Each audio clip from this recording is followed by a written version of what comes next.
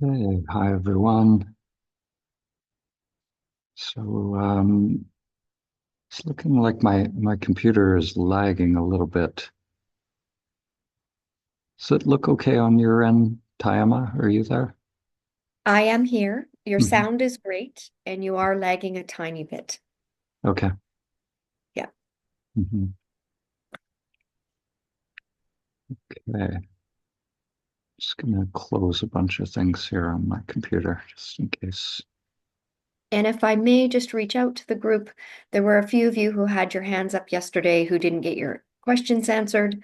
If you still have those questions, please raise your hand, and I'm going to be alternating between hands up that you've had a question answered this week and hands up to people who have never asked a question, just to ensure that we can get to as many as possible. And a kind and gentle reminder for a direct one question so that Dan can get to as many participants as possible this morning. And thank you for your understanding. All right, let's dive in. All right, let's start with Christina.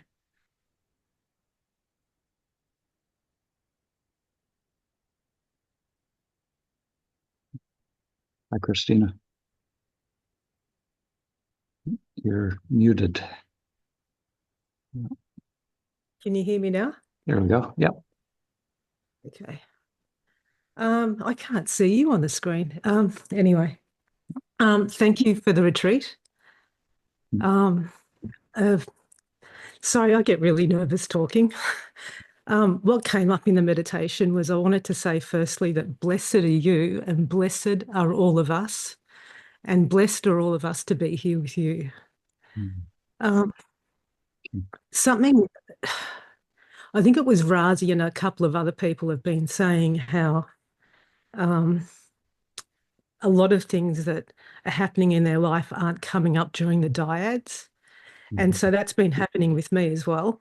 Mhm. Um, so prior to this retreat, I spent a couple of weeks doing a lot of online with Helen Hamilton. Mhm. And I came to a place of just expanded heart space before the retreat. But then Beautiful. when the retreat started, it was this mind activity and this, I don't know, it was so overwhelming. But I had an intention at the start of the retreat and a prayer that, because with the work that I was doing with Helen, I could sense that I'd get into this space and I was able to do the flip and everything, but there was like a blanket of false silence. Mhm. And Mhm. I knew that there was something underneath. Yeah. And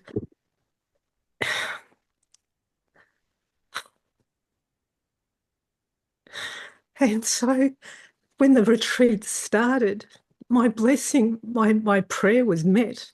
All this resistance started coming up. And so day 3 and day 4, Dad, I was trying to push it back down. So I was meeting this resistance with more resistance.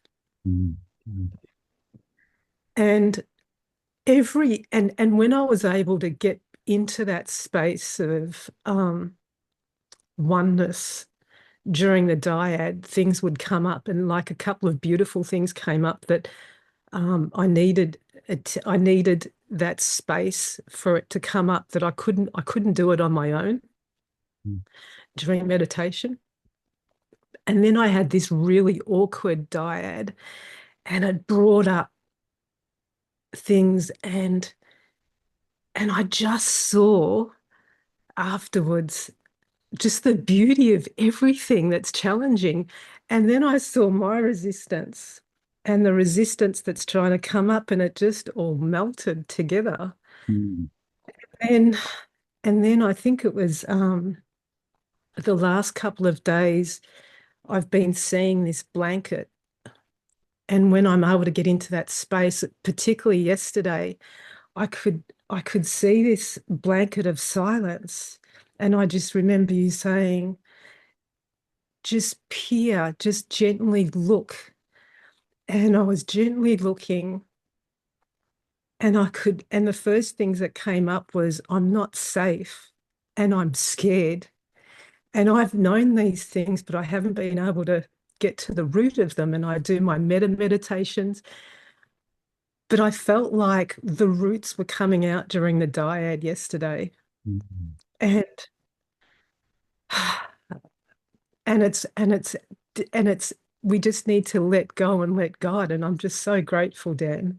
Mhm. So grateful. Oh, beautiful. And the other thing that I wanted to mention too, which was what I think it was Razi and someone else was saying. So these issues that are appearing and causing this suffering in my life. So, whatever they are, it doesn't matter.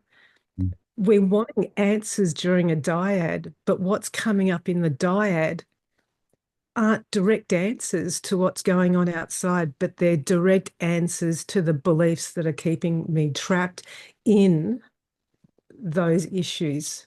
Yeah. Does that make Mm. sense? Yeah, totally. Yeah, that's a huge insight. Yeah. Hmm. So you're not going to get, I'm getting goosebumps, you're not going to get answers to these questions. You're not Yeah. going, other beliefs that are keeping you held back. Yeah. That's it. So the mind thinks that, the whole solution is on the level of questions and answers, and because all it knows is the mind. But when we inquire, we start to see the delusion of the false self. We make it all clear, where these resistance patterns are, and so it's a different level of seeing, that we come to in this process. So the little mind can't envision what that is.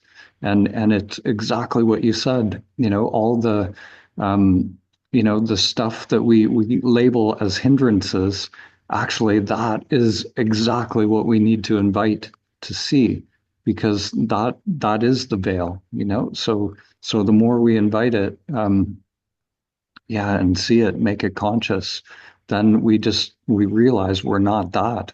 And that's where all the questions and answers and all of that duality lives, is in that stew of the self. And we come to see that it's not us.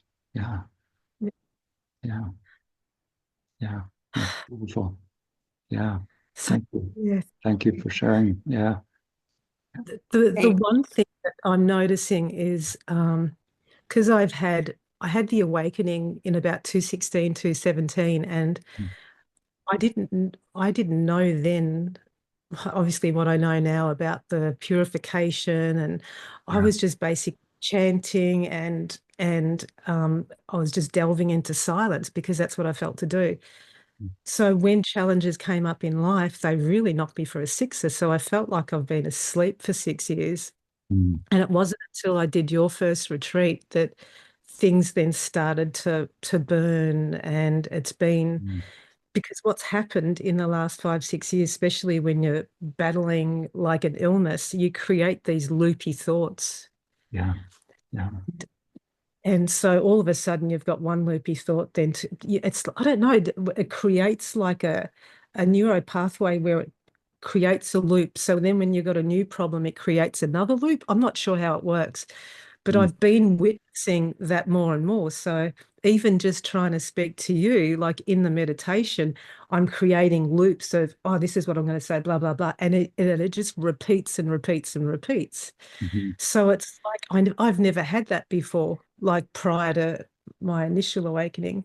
Mhm. So I guess, is there a magic pill for that, or it's just basically pure awareness to try and Yeah, just becoming conscious of it, like anything the mind is doing. I think the biggest thing the mind does after an awakening is, it always focuses on phenomena, obviously. Like the mind can't focus on the true self, like it just can't do that, but it somehow believes that it needs to do something when the state changes, so this whole idea of losing it, or I've all of that, like the more we abide in awareness, the more comes up to be purified. Yeah. And it's good, that's the process. But the mind is like, crap, we're losing it, and tries to mediate it in some way, and then that whole process gets shut down rather than just allowing whatever to come. So my feeling is the more we just let go of this whole idea of integration, that something has to happen, that's just the mind trying to, like, what's being integrated with what, that's just another mechanism of mind control. So we just have to stay with the truth, and yeah, let it burn. That's it. Yeah. I know. The mind magic pill, that's all. Yeah. Yeah. Yeah. Yeah. Awesome Thank you. insights. Yeah. Thank you. Amazing. That's Mm, so precious. yeah. Okay. Thank you. Mhm. We're going to call upon Nolan.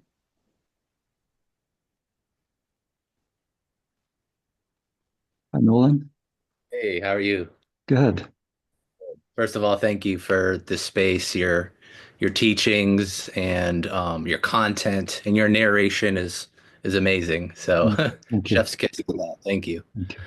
Um, what's really interesting is that my comment or question is very similar to what Christina was just saying. So I really think it might be a theme right now and worth talking about. Mhm.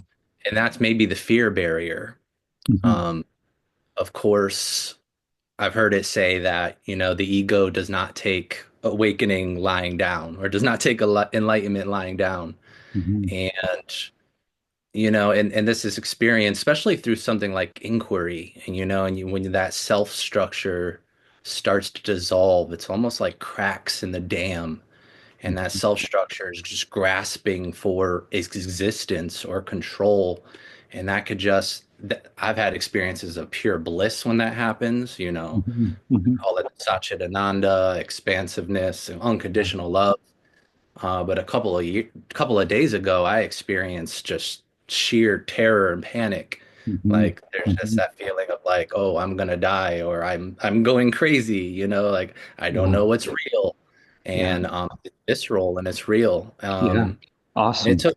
Yeah. I'm obviously I'm very stable now, and Mhm. my my purpose of this is not to sow fear because I do know God says I did not give you a spirit of fear, and I believe that. However, I do know that this is a reality in this process, that it's not always peaches and rainbows, Yeah. Yeah. that fear is real. And so I thought it might be useful to talk about that, as a realistic uh, possibility and more what to do, like what's important to remember, what's important to know and to do in those moments when we experience that. Yeah. Great question. Yeah. So one of the things that is really important in this process, like when people come to it, um, the psyche does need to be somewhat stable. Like if people are sort of destabilized in their life, then that letting go can be more difficult for the self structure. So when that fear comes up, it's exactly like you said, like the energy of it. When the energy becomes free, if that same energy is bliss if there's no resistance to it. But if the little self structure is fighting, and a lot of times that fight is unconscious. We don't there's no control over that fight. Sometimes it'll just fight, and we might have moved through different jhana levels and had letting goes and experiences of bliss and everything. But when it comes to the root of the self structure, where the I thought really lives, I don't think anybody gets an easy ride with that one. I don't think there's anyone who doesn't come face to face with true fear.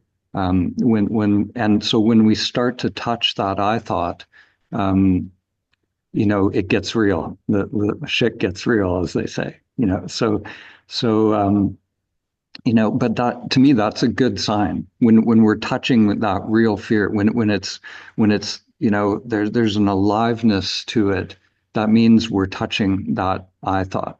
So, so I get excited when people are talking about it because it means you're at that point. And so, um, you know, I think there can be a benefit to reassuring the little self, what is happening, like just knowing what is happening, like so really understanding, who that fear belongs to, in that moment. Like the little self is letting go. That little I is it's a fear of, like there's no object to that fear. I know that fear very well. And, it's not a fear of something. It's an unknown. It's a feeling of not being in control. It's like a primordial fear that is just, it's fear itself. There really is, as they say, there's nothing to fear but fear itself. It really is just fear. And it's the I thought giving away, and fearing oblivion, or fearing whatever we ascribe to that doesn't matter, but to understand that is the self structure. So in that moment, I would say, in those moments where the fear comes up like that is the moment where we want to inquire. Who does that fear belong to? Who am I? Who am I watching this unfolding? That is the perfect moment to inquire directly into who we are, and that awareness that is watching that self structure go through its letting go process. Yeah. Yeah. Yeah, I think that's helpful. Yeah, inquiry. And I think, as you had suggested before when I had messaged you too, like the resistance, realizing that you're resisting, and accepting, Yeah. coming back to just what is here now. Yeah. You know? Yeah. When I first came face to face with that, like I when I was a little kid, I kind of went through a period of really deep kind of terror, almost like possession kind of stuff happening. So coming in contact with that fear and really shut it down. But when I finally opened it up again out of Vipassana retreat, it was this almost supernatural feeling that came, and it almost drove me away from meditation. Um, but but all of that, it was just a stage. It was just a process of when the energy starts to reach the crown. That movement from our little self, to here. It is just accompanied by fear, but over time, those energy pathways get established, and it really does, the very same energy, the same unfolding in the mind body becomes bliss. So it's just like the first time you're thrown into cold water, it's hell, if your nervous system isn't used to it. But over time, that can become bliss as well. Jumping into cold water, people who do Wim Hof method and all that, So it's the same thing. We become acclimatized to this letting go, and gets much easier as it goes on. And that fear, once it's integrated, there, it's the same energy is just bliss. Yeah. That's good to know and very reassuring. So thank you for that. Mm-hmm. Thank you. Yeah.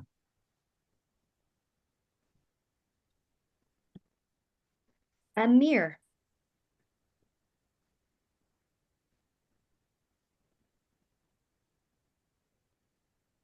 To unmute me. Okay, can you hear me? Yes. Yeah. Hi. Hi, Dan. Thank you. Thank you for the opportunity to direct experience with the teacher. It's a privilege. Thank you for the container. Thank you for the collective vessel to go to find our true self. Thank you. I'm kind of in the inquiry and stuff. Get the sense that I maybe kind of like guided towards pointing towards dropping the character, and I'm finding myself still think that I need to know better the character, and then I'm see if it has a contradiction with what we're aiming to do and what I'm actually doing. So I would want to put that question here, and because it's kind of going with a certain period of my life, let's say that it's a midlife kind of thing. We can call it a crisis, but we can call it like getting to know myself for a more profound way, and kind of confronting my human essence and like being a human being, I guess. On the planet, it's not about having fun with just like doing it for let's say 42 years, and then I become a father, and then it became a little bit more profound, let's call it. So when coming into the inquiry in the dyads, I'm just thinking if I would want to, because I think it's a beautiful opportunity in this time of my life to drop the character. Like with you saying, I hear you saying about the character has to fail. So voila, this what happened. I failed. I was like experiencing with my life just like a playful little Peter Pan, enjoying life and just having fun with this planet.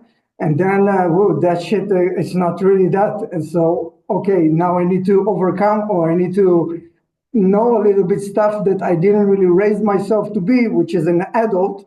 And I found it, whoa, this is pretty difficult. So I think this is like a beautiful also opportunity to do what I'm hearing that is a thing that we want to do. But I'm still thinking that if we still need to I need to get to know the character even a little bit better to like make the peaceful being of myself more rooted, more based in a structural way. So I would want my hearing a little bit of your insight towards that subject, if you don't mind. Have any? I'm sure you do. Sure, sure. So, yeah, so there's a few things that you said. So one thing about dropping the character, so it's only the character wants to drop the character, So if you try to drop the character, there's a doing in that, there's a doer in that, and there's a kind of a resistance to the character. And it's really the character is resistance, so it's resistance to itself. So you'll be in a struggle if we try and drop the character. So what we really want to do in the self-inquiry is just find out the truth. The truth is, you're not the character, like, and you've never been the character. So the truth is waking up to who you are. So you don't have to drop the character. You just find out the truth directly. So when you do the inquiry, when you receive the imperative, tell me who you are. What's going on at that point? What is that direct inquiry at that point for you? For me, I would have to say that myself, I feel that I have a lot of mind presence in my life. I'm not sure what other people experience in their life because I was never, or maybe other past incarnations, other people, but I wasn't in this incarnation, another but myself. But I feel that I do experience life through the filter of my mind, and I feel that the pointers of like let's experience a direct experience of life without the filter of my mind is amazing, and I feel that the character wants to experience this, but I feel it still is the character, and I want to ask, do we look at reincarnation as a fact?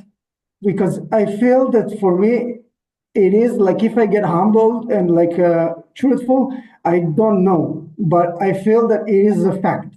So and when or am I? So I think I am the vessel that carries the soul. This is who I am. So I would want to know for myself, how do I establish a communication with my soul that let this beautiful soul guide me towards what I need to do in this planet, in this particular ride of Amir. Mhm. Yeah. So my initial question was, in that moment of inquiry, what's happening. So I'm getting a sense of what's happening. Mind has a lot of questions and a lot of phenomena unfolding. Those questions, they're not answered on the level of mind. We need, so when that mind, can kind of relax and stop, kind of figuring out, if we can allow it to be a don't know mind, then once that mind has sort of gone quiet, then what remains? Who remains? So we want to directly, and so all of these words like soul, it's our true nature, is revealed only directly. So we will, intellectually, we could go around in circles forever, but what we want to do is drop that filter. So when we receive that imperative, can you allow the mind to be a don't know mind? Just relax it, and then, who is the one aware of that mind? Who's the one aware of that mind? And just intend to directly experience that awareness. And then, stuff will come up to be cleared in the mind. All of these ideas, beliefs, concepts, and the mind wanting to figure stuff out. Whatever comes up, that's what you share with your partner, not to find out the answer on that level, but to clear the mind. Yeah, I'm totally, of course, you're right, but I'm just, I don't know mind. What I'm saying is purely, let's call it a spiritual philosophy. It's not really something that nobody is looking for an answer. There is none answer. Mhm. This is not answer. It's always going to be talking around the talk, about talking about frequencies. It's about energy. It's not about the form. But as I'm sure you know better than I do. But I'm just saying that I'm just like when I am listening to who are you, and I really want to know a different answer than my mind. Like this is I am on the path of getting more profound and devoted a practice of my meditation in general. I'm not a devotee too much to the practice. This is why I cannot expect the ability of stop the whirlpool of the mind. I totally am loving this concept and really want to get into that place of knowing, experiencing direct experience of that. But I'm just humble, saying I'm a beginner, a participant of it, to get it. So I guess through the dyads, to be accessing that space of stillness, and then from there talking the dyad, it's something that is a little bit before my ability. So I'm talking now out of my mind because this is the tool that I have in my toolbox at the moment, the only tool. This is the only thing, and I'm just like the thing with the I am would transcended out of like not dropping the character, but thinking outside the character is like it connects. I come from a Jewish tradition for that, I was born Jewish, and then there is some the Kabbalah. I've been touching Kabbalah, and is amazing information that is not 100% accessible, neither to me, neither to anybody that is not superly devoted, like meditation. It's like two parallel lines that are totally amazing. Yeah. And I'm just saying that I'm in the dyads, which has open a paragraph because I don't know if I get the chance to talk again, so I'm just going to try to be really brief. But with the dyads, I would totally personally love it if this group, not little, big thing that you're doing will be able to enable us to connect as couples for dyads. Like you can be like anything, you probably do it in a second. Like dyads connect, boom, and we just meet, whatever. We don't need retreats for that, or we do. This is up to you. You mean afterwards? Yeah. So we actually on the Awaken the World community site, there is a place to connect with a dyad partner on there. Yeah, but it can be like in a very accessible, like raise a hand. I want dyad. Raise a hand. We match. Yeah. That's it. Not like we're building an app right now. It's about a month away from launch. So it's I'm sure you're ahead. You're 10,000 years ahead of everything. That's all good. It's all good. I'm sure you're on it. Sorry for jumping in. And then no, it's good. Just keep working the technique and trust the technique. It really works. And just keep going. Yeah, awesome. Thank you very much. You're amazing. Thank you. Thank you. Mm-hmm. We're going to call upon Sib.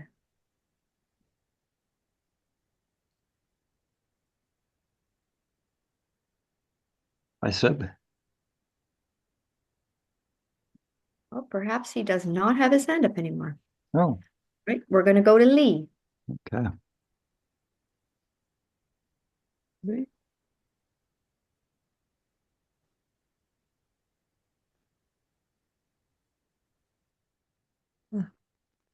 Hi, Lee.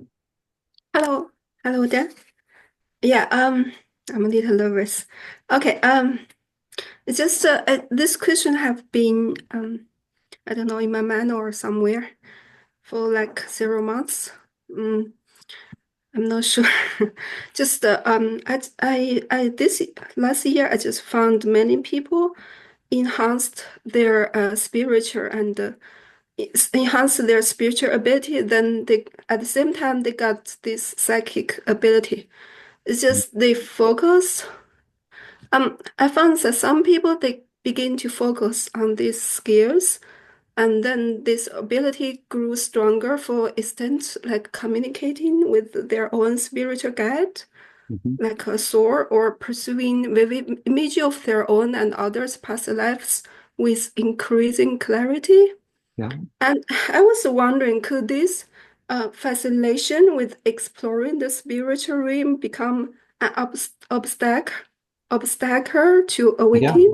For example, some may become overly immersed in phenomena of the spiritual world or these figures we cannot see. And so, but at the same time, I found those ability can really help help healing others' trauma, providing very meaningful assistance. Yeah. So does this helping others and understand the broader universe contribute to our own awakening, or should one focus more on their own true self and detach from the attachment to the vast array of universal phenomena? Yeah, it's a good question.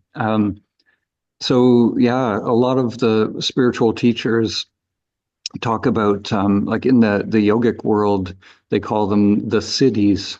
The siddhis are like spiritual powers or different new things that unfold as we grow on the path. So we can sometimes healing ourselves, or even sometimes if energy can flow through, healing others.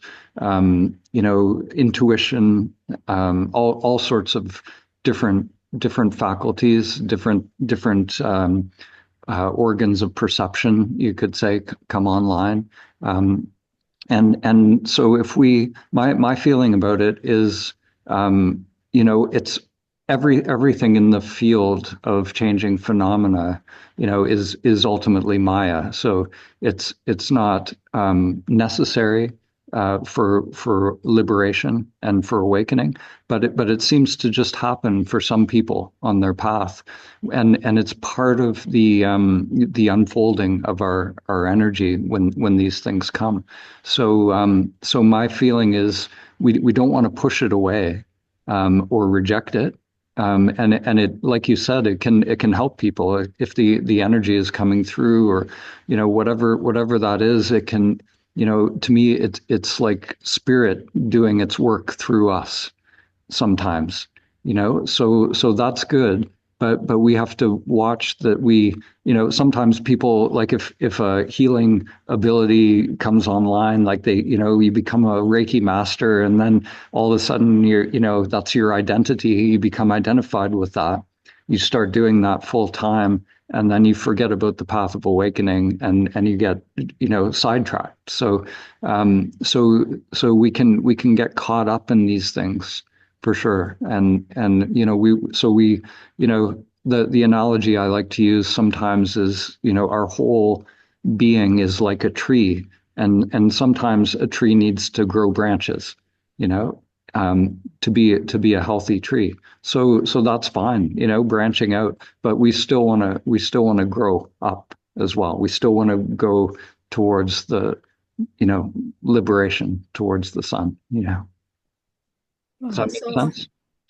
Okay, so you're saying it's a possible phenomenon, but you think people shouldn't be stopped by the benefits. It just couldn't, and the ego couldn't regard it as a benefit, so it becomes an obstacle. If just drop it away, the road can continue. Yeah, just like my ego identity, can get attached to it. So if I get too interested in it, then all the energy is going into that, and then a new personality, a new character can form around that. So there's a middle way with it. We don't want to push it away. We want to explore it, allow it, invite it fully. But just notice if the character is getting identified with it. That's all. So Yeah. the key point is find the balance, how to explore it, but not fascinated in it.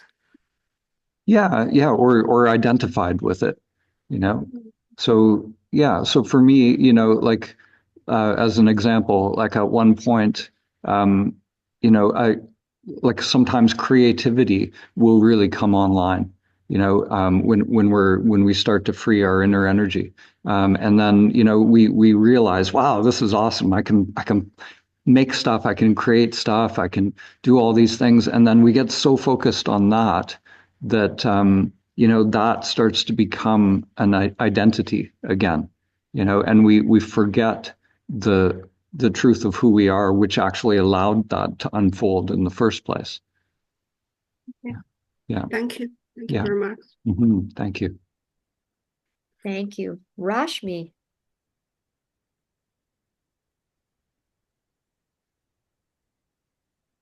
Hi, Rashmi. Hi, Dan. How are you? Can you hear me? Yes. Okay, perfect. Thanks for the opportunity.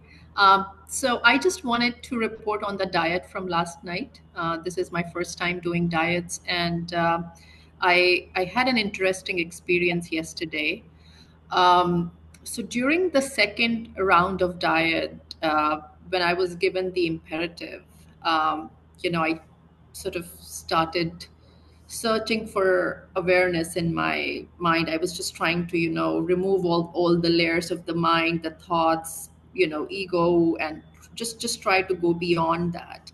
And while I was doing that, I got really tired and frustrated, and I started saying things like, this is just not working for me. Why does awareness has to make it so hard to reveal itself? It has happened for so many other people. Why can it not happen for me? And this is just not fair. And I sort of started complaining. Yeah. So as I was doing that, I just found myself stumble on silence and stillness. I just like that place, and I said, okay, let me just stay here for a bit. And as I stayed in that silence, I started enjoying it, and I started finding a lot of comfort in it. Um, and as I was saying that, wow, this is really peaceful, I just sort of dropped. I sank into a very, very deeply peaceful place. I'm Mhm. calling it deeply peaceful. I just don't have words to describe it. So Yeah. that's, the limitation of language there. Uh, but for a few seconds, it was just another space that I sank into, and it felt really, really good. Yeah.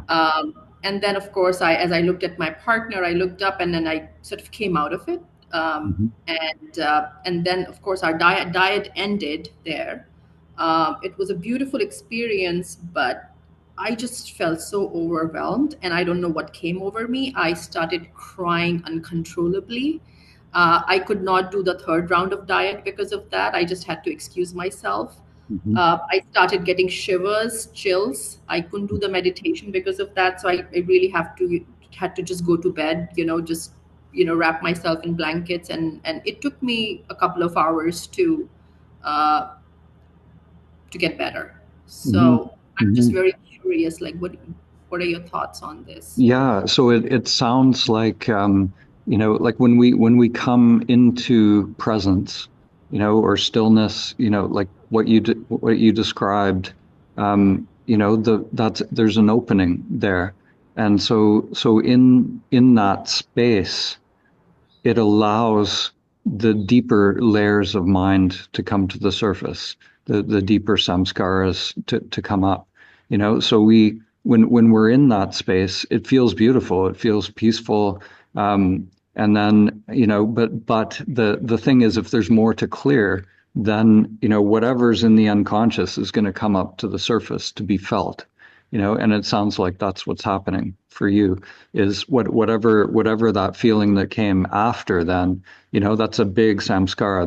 There's something coming up there in the self structure, something that may have been pushed down, feelings, emotions, energies, whatever it is. So the practice is, it's good what you did. Like you just, there's nothing to do except feel everything, experience everything, with as much equanimity as possible, in that moment. And that's it. And then, and just keep going. So we now in the dyads, like that space that you discovered, that stillness, now that's always available. There's nothing to do that you need to do to find that. It's always just there, right? So now you can just come into that beingness, and then just allow the clearing to happen. And that is the dyad process. That's it. Yeah. Mhm. I think that's beautiful, and I would like to continue the practice after the retreat. I was actually, if before the retreat ends, you can describe how to do the diet. Sorry, not the diet, but self inquiry by, if I want to do it by myself, if I don't have a partner. Mhm. Um, if you Mhm. can just, before you don't have to address it now, but before the retreat ends, if you can talk about that a Sure. little. Yeah. I do have like an integration talk tomorrow. So I can, if I don't remember, just remind me and send a little message or something. But I usually do talk about that as well. Sure, Yeah. sure. And Mhm. just one very quick question is, does Dan ever have to deal with his egoic mind? I'm very all, curious all about. the all the time. Ask that question to Lila, my partner. She'll tell you the answer to that one. Yeah. Yeah. Okay, It's because if you had said that no, you don't have to anymore, then I would have dropped everything and just meditated. the full. no, the Dan character is a work in progress for sure. Yeah. Yeah. Okay. Yeah. Thank you. Yeah. Thanks. Thank you. Mhm. Thank you. We're going to call upon Ivy.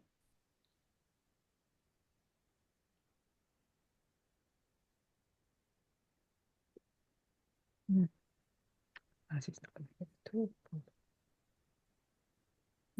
I unmuted? Can you hear me? I can hear you. Yes. Cool. Hi, Dan. Hi. Ooh, nervousness coming out of people. Um, I suppose this question chimes in with what's been said about the fear that comes up. Yesterday in meditation, yes, some really beautiful things happened.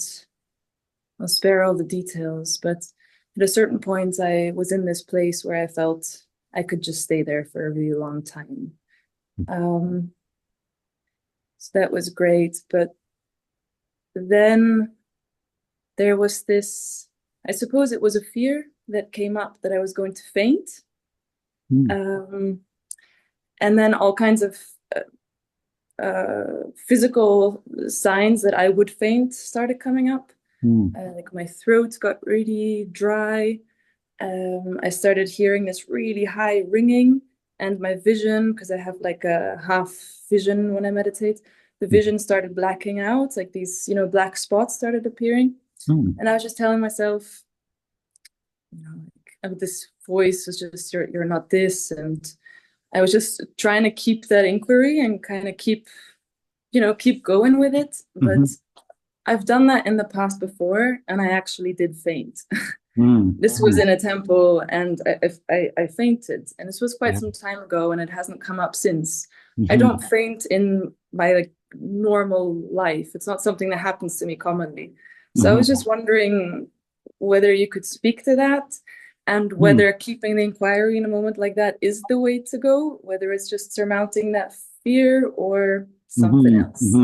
Yeah, it sounds to me like there's something going on, within the mind body where, to me, if you're actually fainting, that's not productive. So it's actually, to me, those what you're describing sound like the body warning signs saying, something's going on here. Just let's take a little time out, kind of thing.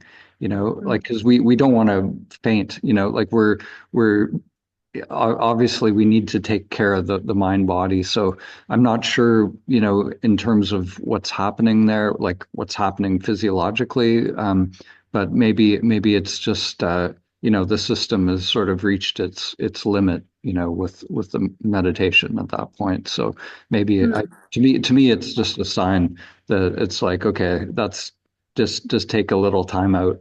And step back from it, because it's it could be, if you actually pass out, you could bang your head or something, like it's not a good situation. So I'm not sure, like you're not fasting or anything during this retreat or doing anything like that. Okay. So yeah, I don't really. Eating well, drinking well, warm enough, going for walks. I mean, I'm in very good shape usually as well. It's not something that happens to me. Yeah. Like honestly, I don't really know exactly what that is about, but if it were me, I would probably, just pay attention. The body's sending those signals for a reason. So, yeah. Right. Okay. So you wouldn't understand it as the mind distracting from that single point. I don't know. That's the thing. It's like sometimes, there can be samskaras, like the body will generate all kinds of weird samskaras. Like I knew, I've known people who, they start meditating and then nausea comes every time, or all sorts of things. So it could be a samskara, but I have no way to know or to verify that. So yeah. So it's one of those situations where we just have to kind of feel it out with our discernment and really distinguish between those signals that are where the body's saying something needs to be paid attention to here versus a samskara where we just surrender to it and allow it, and there is a middle way with that, and you'll have to navigate that somehow. Yeah. Okay. Okay, good to Mhm. hear. I'll be Yeah. gentle with it. Yeah, Yeah. thank you. Yeah. I just Okay. wanted to say as well, thanks as well for everything that you offer. I love that you speak all these different languages in the sense of it's not just from Buddhism or different types of Buddhism that you take from, but also there's the Hermetic teachings in there and Jung and Campbell and all of that. It's just, it's Mhm. just lovely. Thanks a lot. Awesome. And Awesome. Thank you. till next time. Thank you. Thank you. We're going to call upon Razi. Good.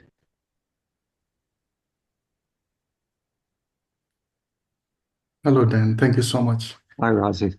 Yes, I had a question about the practice. I just want to report where I am and what's kind of happening.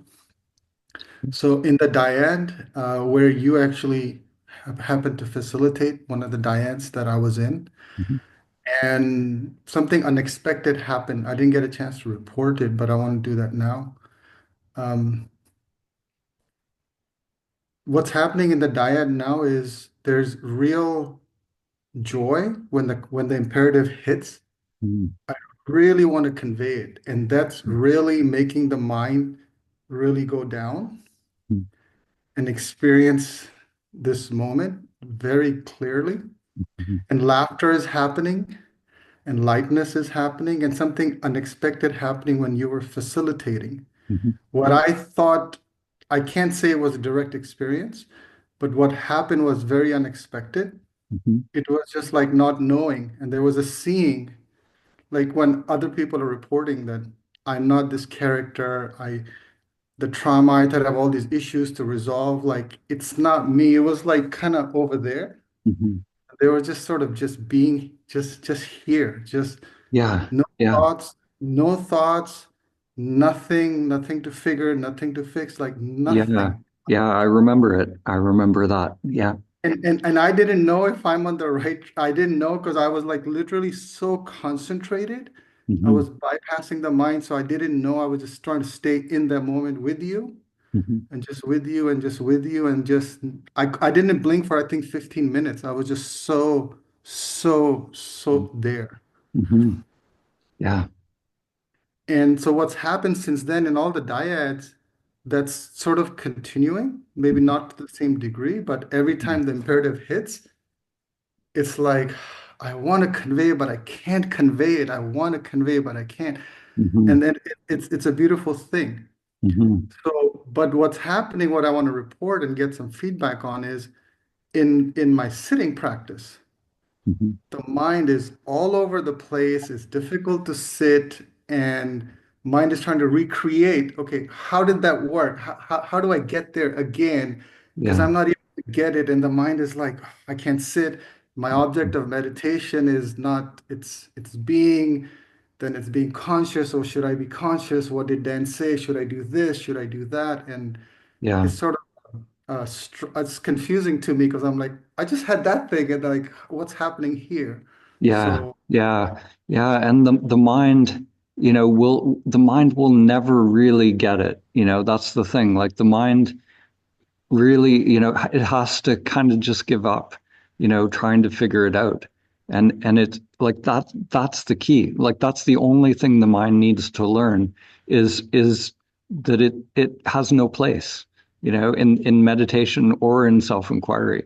Like that's the only thing the mind needs to learn is its limitation in this whole process. And once it really gets that, then being is always here. And even if the mind is generating stuff, it's not a problem. Like there's no point in resisting that. It's like, when we're just aware of being, and the mind recognizes its delusion. It's just, it's like pulling the plug on that fan then, and so the mind will have momentum for a while. But we can just abide in the space of being. There's nothing to do, nothing to figure out. Um, yeah, the more, if I tell you anything to do, or not do, the mind will hear that and try it. So there's nothing I can say, to point you because, whatever I say, if the mind hears it, it might try and do or not do something. But the what mind, what you said landed really hard, where it says the mind has no place in this process. That kind of hit Yeah, really hard. yeah, yeah.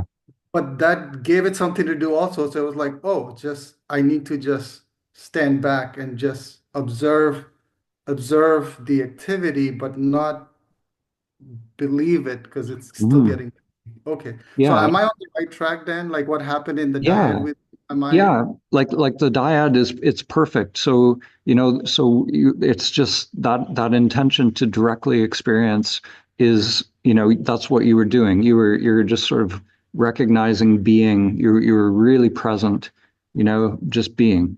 And then, from there, the technique is to report what comes in the mind, and we can do the same in our sitting practice as well.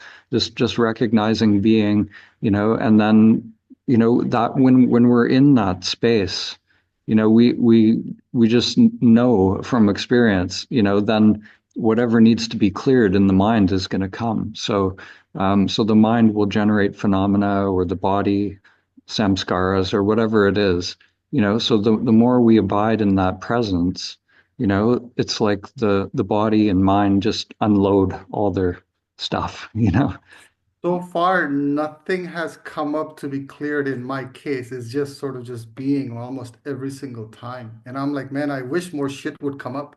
But it's just I'm Yeah. just being I don't know what to say. Yeah, well, maybe it's coming up on the cushion though, right? Oh, that's a good point. It's Yeah, yeah. So it could be it's there, and yeah. So just keep going with it, and yeah, we can't.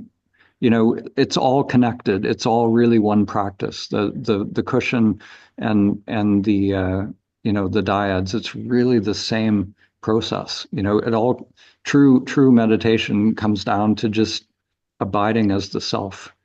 Just being. So there's no meditator there. It's just being. And then we burn up whatever comes up. We're burning in the now, basically. okay. So I'm on the right track because the question comes, am I doing something wrong versus this just I'm in the process and just go through the process. That's just what's Yeah, happening. yeah. Just trust the technique, and yeah, and that's it. Yeah, there's nothing the doing will fall away eventually. But it's a process. The technique takes time, and whatever needs to be cleared, it'll clear. Yeah. Thank you. Hmm. Yeah. Thank you. Thank you. We're going to call upon Renee.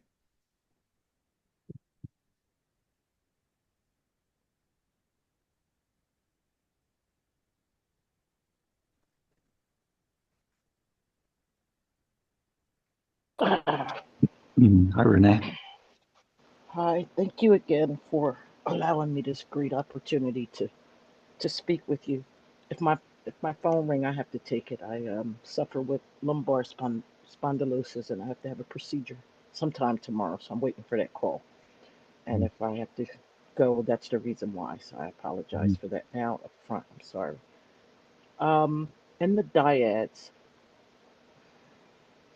when the imperative is given,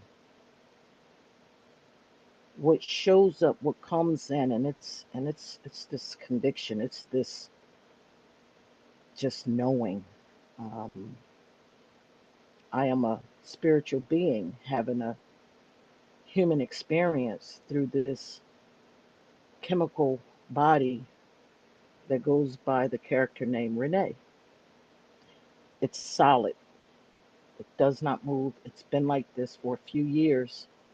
And as I'm speaking now, this body is heating up. The chemical processes are starting to generate warmth in this body temple. And so this character, Renee, has found out about the soul that it carries around. And she's developed this mechanism, I would say, to remind her, which she named Auto Girl. Now, this might sound far out, but this is what's happening for me on my journey. So, Auto Girl shows up and takes over the day to day routines, getting into the feelings, the suffering and the pain. And as soon as the pain gets so deep or the suffering gets so deep, the true self is reminded Auto Girl has taken over and is, doing this show. And the tools that I've learned through some of the works of Byron Katie, your work through the documentaries, Muji Baba, Thich Nhat Hanh, and several others and other retreats that I've participated in since the late 80s, has given me these tools to get me out of those sufferings quicker now. But the suffering still happens. The ego is still there. Any pointing, any direction, any thing that you can share with me, this belief that I have, and I have done the work with Byron Katie, not with her, but through a program of turning it around and, going to the 3 different steps of, is it true? And is this, what is it about this belief system that serves you or the other person, Yeah. and in knowing all of these things, the processes now allows me to just get out of the suffering sooner, but the suffering is still there. One of my biggest teachers is my daughter, where I thought I knew everything about this thing, this body, and everything that I did in that parental role failed my expectations of what her life is supposed to look like. So there's a component of therapy that goes on with that I'm not asking for guidance with. I'm just letting you know to the extent of the pain and suffering and why your awakening, your pathless path, those videos that I watched, they just showed up in my feed in 2000, I think it was 2021 or 2022, and I've just been mesmerized with that work. And it's like I speak a different language. There's not many people that I can speak with at this level of conversation, and it's lonely. And so I find this very therapeutic and supportive. The dyads and just listening to, being able to sit in this space, even with all of the pain of the lumbar spine and the osteoarthritis that I'm severely impacted with, the degenerate joint disease. It's very, very painful. So there is one other thing I would like to say or do before I end, but I want to leave that in that space. And if there's any discoveries that you can pick up on this path that I'm on, would be a tremendous help and support. But I truly believe the soul that dwells in me and this vehicle, this chemical vehicle that goes by the character Renee, is expressing itself in its creation. For me, it's called creation. And it wants to experience, it wants life to unfold. Yeah. Thank you. So what's coming up for me is a few things. Yeah, so all of these dimensions of the soul that you've described, it's amazing. You've delved in, you've explored, so you've got the Renee character, you've got the I think you called it Auto Girl. Auto Girl, yes. Yeah, right. And then there's this you referred to the soul, like having the soul. So there's all these dimensions of you, so and many different traditions, they talk about the Trinity, they talk about these different ways of looking. So it doesn't really matter what the words we use are, but what really ends our suffering, what really everyone is looking for, is to realize the one that is aware of all of those dimensions. So even the soul, like we talk about, there are many. I'm not going to go into what you actually mean by that, but there's all of it. There's an awareness that is ever present, where all of this phenomena is arising, but this awareness remains continuously.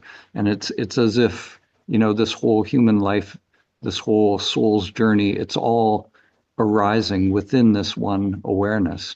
So if we can directly experience that one, then we're not divided. The parts are all there. It's not like we don't lose anything by awakening, but the oneness of it, we realize that directly, and in that oneness we realize that peace that isn't contingent on doing anything in the outer world. It's not contingent on doing the work or any of that. All of that is good. It relieves suffering, but this one thing cuts it all at the root, and that root is the I thought. So that question, or the imperative, tell me who you are, if we can directly experience that one, that's it. That makes all the difference. Okay. If and I know this is for Kayama. This is totally out of anything, but there's this urge to drop this in this space. If you could just bear with me, it just wants to come out. And I only want to say this maybe for just maybe 15 or 20 seconds. I won't do it all. Sometimes I wonder just who I am, and sometimes I wonder just where I am. But time won't let me give up. No, time won't let me give up. And faith won't let me down. No, faith won't let me down. When times get rough and you think you can't go on, God said, just trust in His word, and He'll carry you on through. Sometimes I wonder just who I am. Thank you.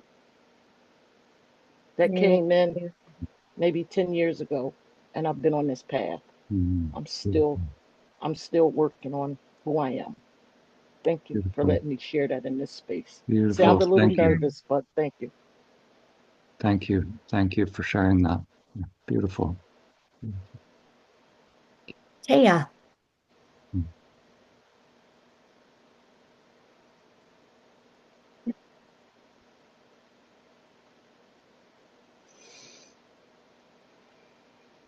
You're unmuted, but we can't hear you, so maybe turn your volume up.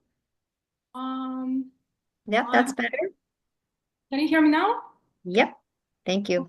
Yes. Thank you so much, Daniel.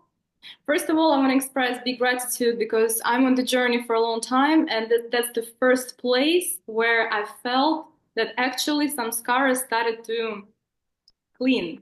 Because Amazing.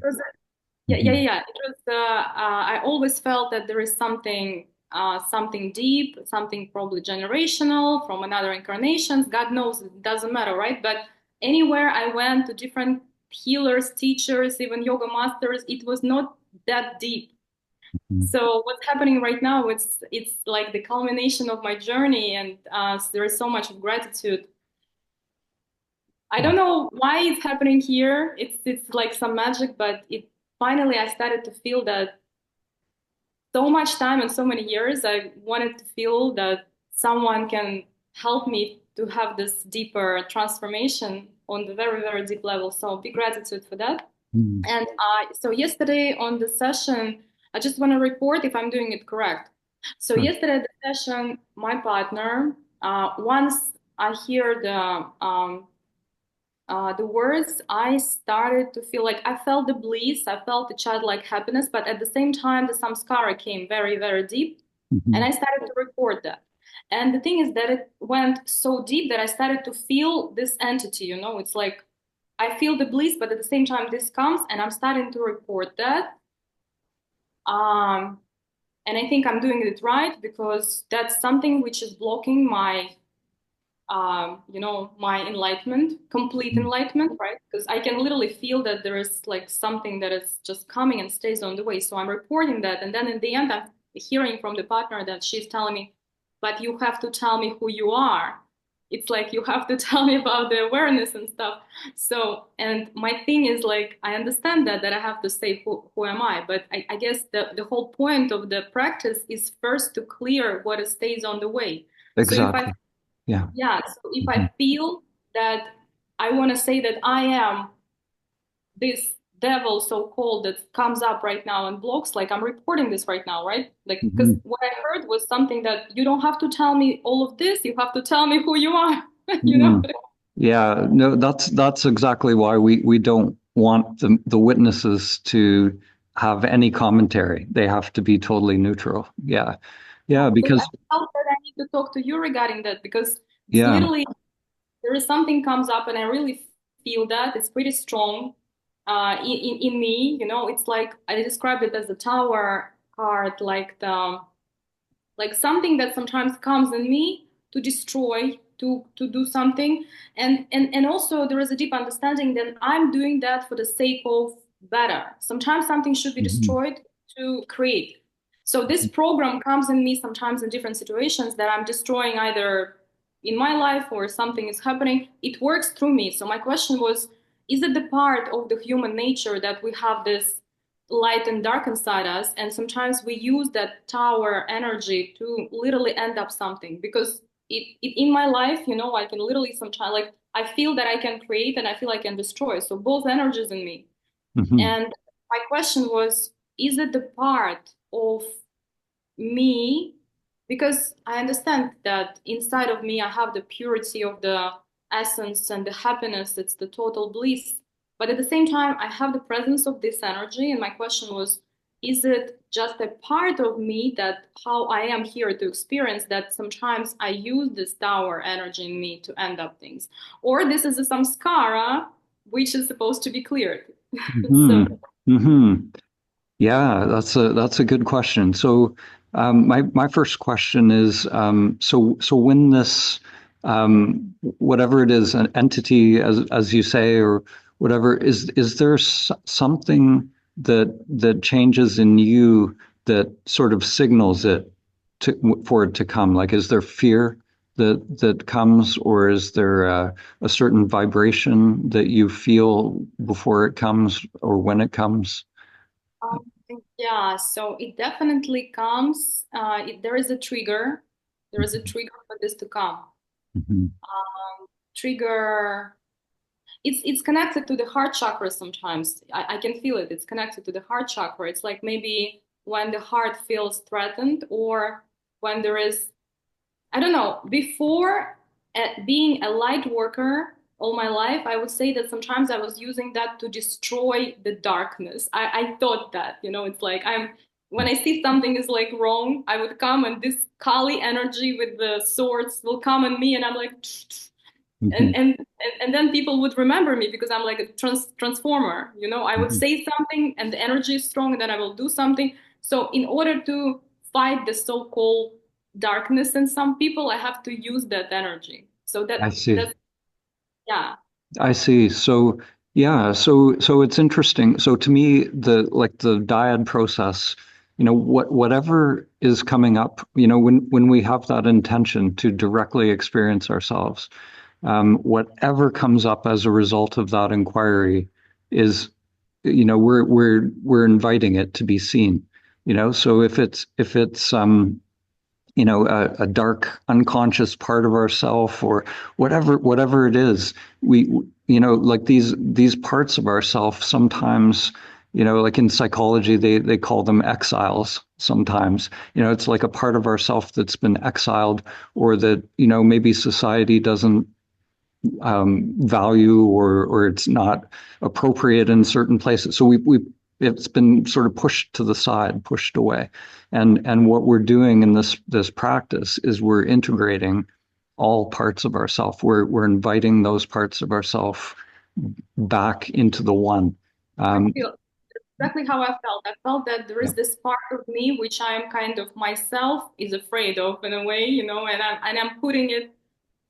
And also there was this thing recently that happened that I started to ask myself, am I being correct in my behavior? Like when I was supposed to have a meeting with someone, and this person, once I saw what this person is doing, it's a very heavy metal band. When I saw the Instagram, I saw so much of darkness. Okay, when I was a teenager at 17, I also went to some rock concerts, but I was a girl teenager, right? Like now I'm on my spiritual path and I'm going to the light. So my full structure and everything is becoming more sensitive. I became more soft.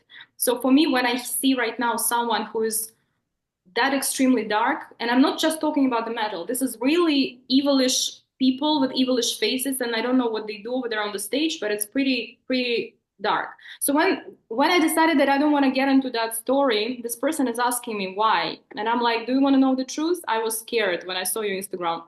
And then he's reporting me that, well, maybe you have to grow up if you are affecting, reacting like this on the heavy metal music band. So my question was, is it me that is still trying to run away from this so-called darkness in me and not accepting it? Because it's all about still acceptance. In the duality, we have the light and the dark, and we can't neglect it, right? So is it me that tries to escape my whole darkness inside, but it still comes to me through the outer world in the situations, and I'm to and that's how the shadow works. If there's a part of us, because we do have the light and darkness, we all have, the angel and the demon are really one, right? Like Lucifer was the most beautiful angel. So it's all one. It's, the fallen angel is just, the angel that becomes an ego, right? So and is not operating anymore for God's will, but for its own will. So it's one and the same. So if we try and push away, the demon, that we're pushing away the good as well, the angel. It's all one. It's all one thing. So if we invite it in, if we're pushing away any part of ourself, that shadow will start to come back in all different ways in our life, in our relationships, in our, whatever comes, the synchronicities that come. So that whatever that is, that Kali character, that, the scary part, that, in the ancient traditions, they depicted this in different ways, but they would sometimes have, like the modern Buddha statues, you just see the Buddha sitting there, all looking all enlightened. But the old Buddha statues, like of Patanjali, and you find in these ancient temples, they're often sitting there, and they'll have like 7 serpents around them, and that represents the unconscious part of us. And so like those serpents, they're at attention, so it's like they're integrated into our being. So we want to bring consciousness to all of it, to because if we're preferring only the light, the light always casts a shadow. So we have to allow it all.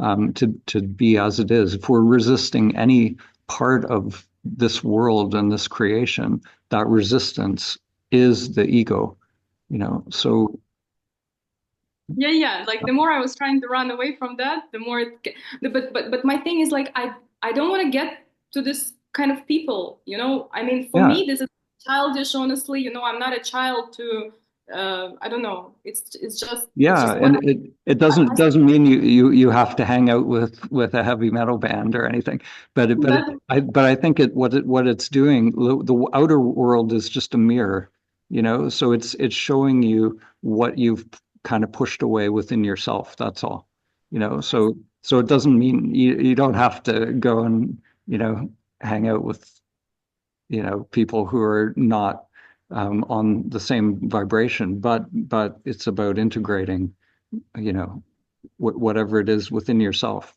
So it means that if I have this Kali energy that I discovered, and if it comes in, but somehow at the same time I feel that it's supposed to be there, it's my protection defensive mechanism that is needed sometimes. Because as I feel my soul and my essence is so pure and so childlike, but at the same time I have this guardian here standing sometimes when it comes and it's needed. So does it mean that it's supposed to be there? And it's a samskara that has to be cleared. Like that's my wish. I think the way I would reframe it is just noticing if there's any resistance to any part of yourself. Are you resisting any part of yourself? And that's how we become more integrated, is just noticing that resistance, making it conscious and dropping it. So that pattern initially, it is all of these patterns that live in the unconscious start out, there's a resistance to something in the world. If we're a light worker, we're conquering the dark, but that's a form of resistance. So what can happen is, that resistance takes on a life in us as well. So just notice what is being resisted and feel it, really go into it. This is what we're going into in the practice, and just allowing everything to be as it is. Well, yes, thank you so much. It's just very interesting because if you accept the darkness, you will allow I mean, it just in my head, it's like I have to accept the darkness, but at the same time, I have to understand that I am to be very careful with this, because if I allow the darkness, it just becomes it's like destroying me.